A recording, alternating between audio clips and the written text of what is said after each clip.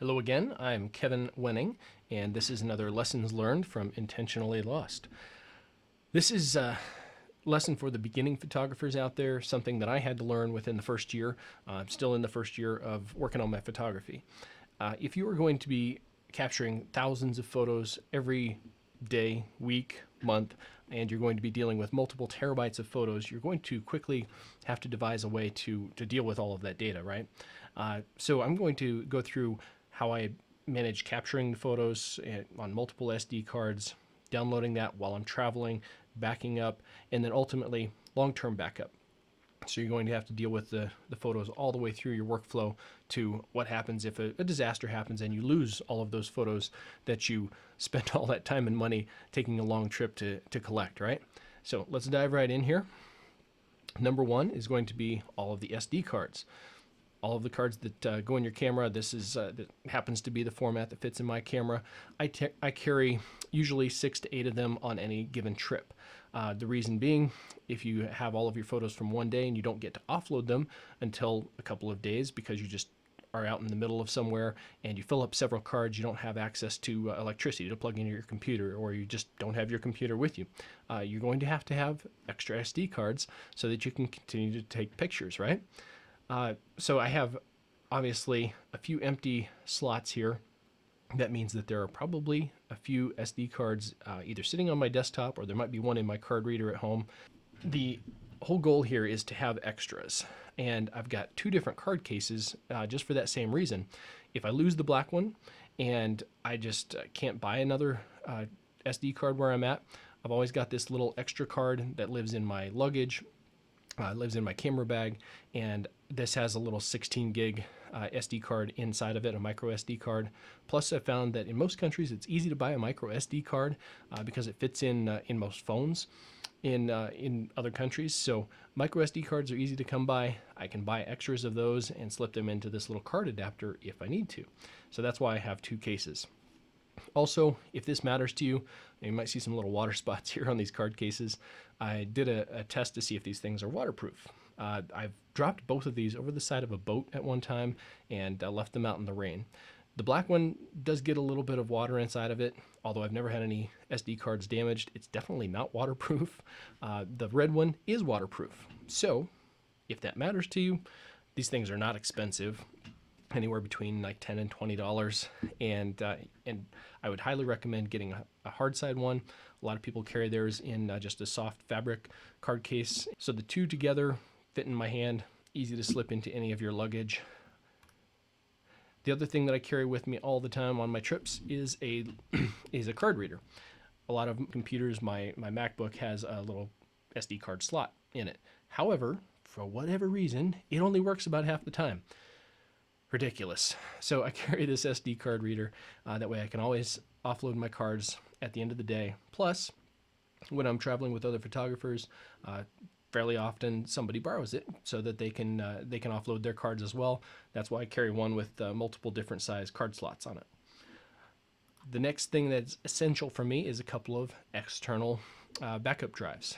The black one, this Passport Studio, is my main drive that houses my working files and has files for me from about the last 2 years. Everything past that goes into long-term backups or onto another external drive. The red one has become my daily travel drive.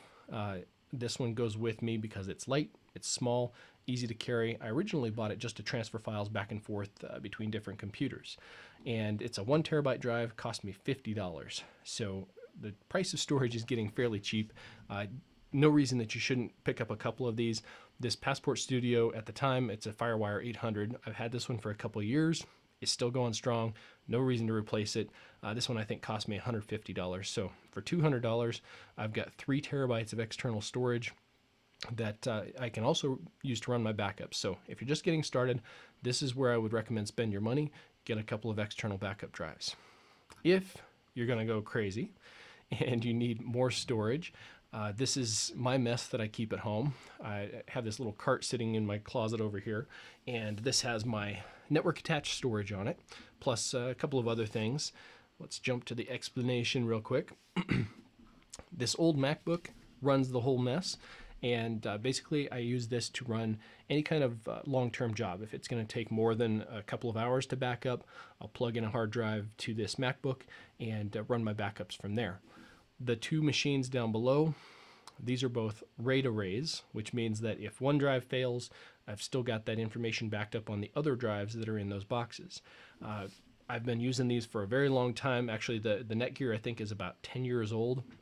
And this one's only a network drive. I can't direct attach it to any computer, so that makes it a little bit slower, but still does the job. It's very reliable, so why replace it? My rule is I'm not going to buy new hardware unless I just happen to trip over some extra cash, which unfortunately doesn't really happen, or if the equipment fails and I just have to upgrade or buy something new. So far, everything here is working well for me. The other two machines here, this is an old Mac Mini that I use for doing processing file conversions. It runs nicely in the background without bothering anything else. And then this is kind of a key piece here. This is an old Apple Airport, and I use that primarily to network all of these things together. So in your house, you've got other people on Wi-Fi, playing games, watching Netflix, what have you. If you have all of your system networked together, meaning that all of these boxes are connected by wires, then you're going to be able to run your backups more quickly without disrupting what anybody else is doing on your home Wi-Fi, right? So that's what all of this is about. Now, the working files are going to live on, this is my Passport Studio, the black drive, and these are all of the files that I'm working on currently. So Intentionally Lost is my main library. This is from last week, some shots around Milliken, and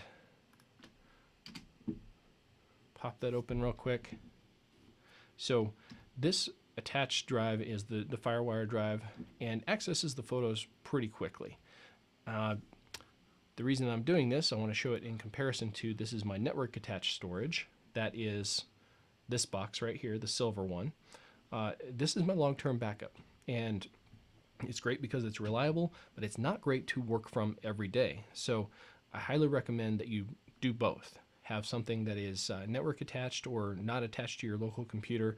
This means that you're going to have two backups, right? You're going to have the ones that you work on every day plus long-term backup storage.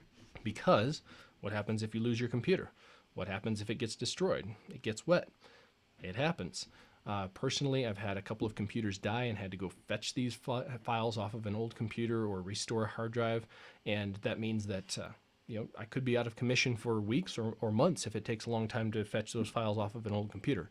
That would be bad. So here's the difference. If I'm trying to access, let's go to Intentionally Lost, 2015. Hike that I took this fall. So here's the problem. I know all of those files are there. I know that they're being searched for, but I can't view them. So it's going to take about 4 or 5 times longer to fetch these files off of a network drive than off of my local attached storage. And that's why you're going to need both.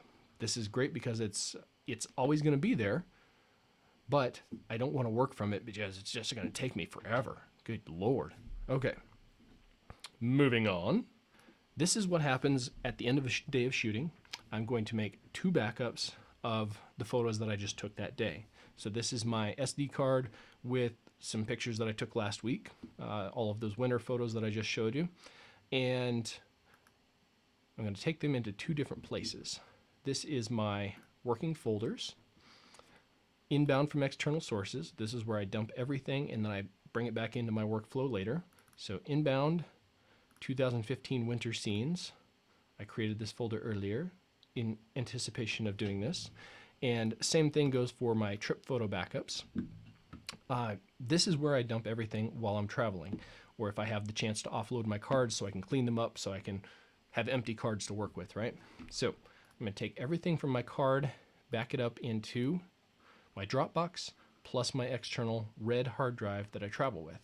And just go into your folder, Control A or Command A will select everything. Drag and drop it, let it copy. Try that one more time. Drag and drop it over onto your external drive. And If you're not familiar with Dropbox, don't have to be. This Dropbox folder is on my local machine. So it's basically just a folder that's on the computer that I carry when I travel. And the reason that's important is I'm making one copy there, plus I'm making another copy to my external hard drive. Now my card can be cleaned up and I'll have that space to shoot with tomorrow. Next step that you're going to want to do is, after you've offloaded those cards, you've got everything into working folders, back that up to long-term storage. And I do two different things currently. I use Amazon Cloud Drive for my long-term offsite storage, meaning it doesn't exist in my house, in my office. It's in the cloud, which is good because I don't ever have to touch it. I don't ever have to think about it. But if everything fails, if my house catches on fire and everything is destroyed, I have another copy of my original files that are saved out there long term. Now, Amazon, I pay for Prime membership, which I think is $100 a year currently, and they let me upload the full resolution files with no limits. They don't cap how much I can upload. They do on the video, but so far they don't on the photos. Hopefully they don't change that. I kind of expect they will, but right now that's the best deal out there. The other option that I use is Google Photos Backup, which I have high quality turned on. That means that usually it's going to upload a 2 to 3 megabyte file, which is great for sharing with your family, with your friends, anybody that needs to get a copy of the photos. That's not the full size, but it's pretty damn good. If you click original, it's going to upload your original files, and that's going to fill up pretty quickly. Let's see how much it is if you need to add extra storage and store the original files. All right, so Google Drive storage. Here's what I use with Dropbox currently, which is 1 terabyte, $10 a month. That's adequate. That's that's on par with Dropbox. However, with my Dropbox, I'm just using it to move files around. I'm not using it as long-term storage. If you need long-term storage, I'm quickly going to exceed 10 terabytes of total long-term storage that I need. And at $100 a month, no, that doesn't make sense to me. I'm sorry. Especially when I pay $100 a year and I can upload unlimited to Amazon Cloud. So just determine what you need. If high quality at 2 or 3 meg per file, it doesn't reduce the file dimensions, just the quality. It's like saving a JPEG at 2 or 3 quality instead of a 12 quality. It's still pretty good, and it's going to be just fine for social media sharing purposes. If you need to save all of your raw files, then your best bet is going to be Amazon Cloud Drive right now, and right now it's December of 2015. So after you've got all of those steps done, moving a little fast here, leave me a comment if you have any questions. I'll be happy to reply or do a follow-on video.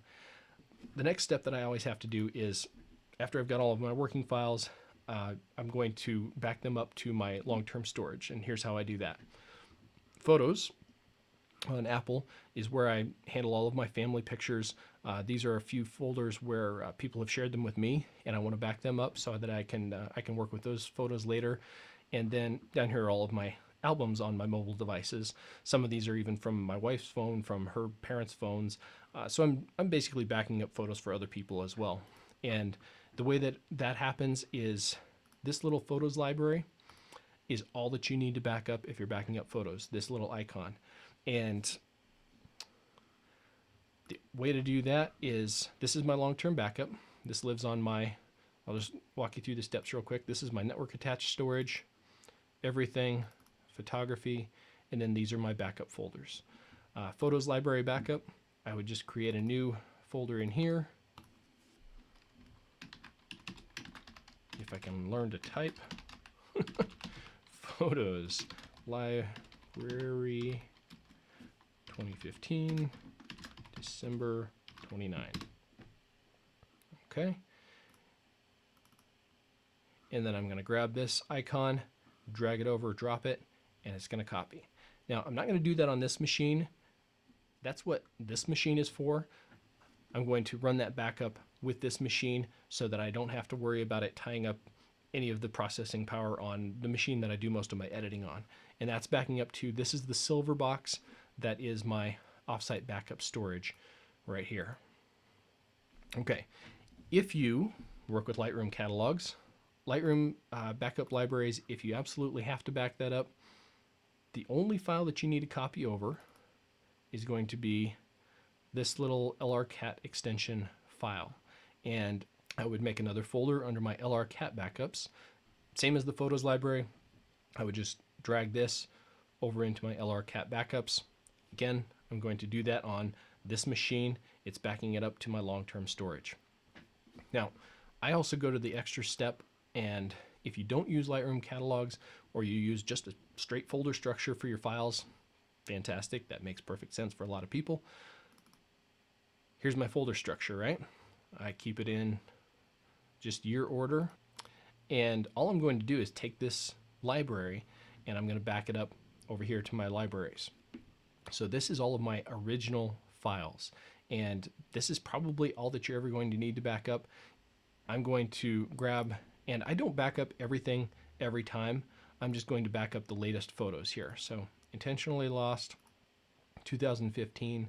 I'm going to just drag the 2015 folder over into my library's backups. Done. The final step in this process, you've got all of the photos off of your SD cards backed up into two places so that you're not going to lose any of them if you're on a trip for a long time. Then you're going to take them from there into your working files, which we'll get to in the next video here. You're going to take all of those files into your personal local backup storage, which is my network stack that's over here in the closet. That means that if for any reason I lose all of those photos, I've got a second copy in my house. I can get to them quickly. And then the final step is to take all of those files, put them into cloud storage long term in case both of those first two fail. But Kevin, you're being paranoid. I hear you rolling your eyes at me. If you've lost as many computers and as many photos as I have, you would be too. So the way that this works on Amazon, pretty simple. Upload, drag your folders here, and you can either select them, or I'm just going to grab and drag everything from the other screen. This is everything that I haven't lately uploaded to my Amazon photos. So I feel like I flew through that a little bit. There's a lot to cover there. I'm sure there are a million questions. If you have one, leave it in the comments. I'll be happy to do a follow-on video or answer you directly. Thanks for watching. Hope this has been helpful for you, and I'll see you again later.